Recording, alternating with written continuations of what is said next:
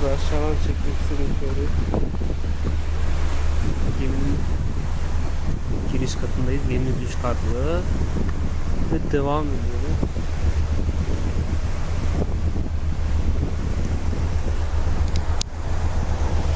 Aldığımız yerden videomuza devam ediyoruz arkadaşlar.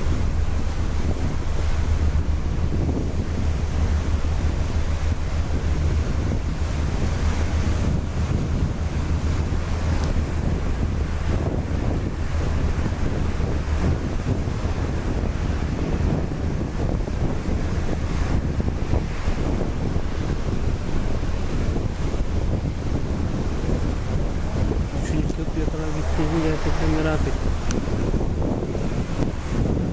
Bakalım.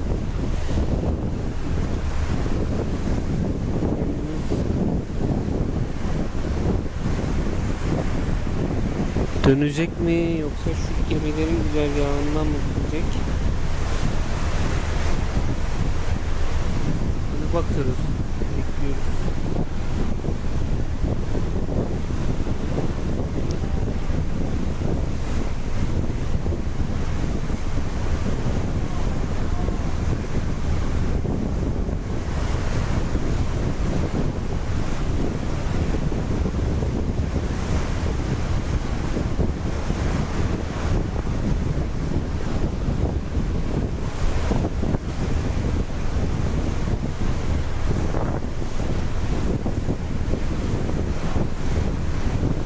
Evet arkadaşlar, büyük ihtimalle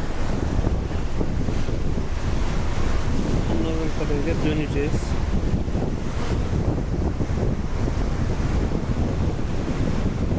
Ben de yukarıdan kaldığımız yerden videomuza devam edeyim arkadaşlar. Bayağı bir geldik, evet. Yani neredeyse Anadolu Hisarı'na, Rumeli Hisarı'na kadar geldik.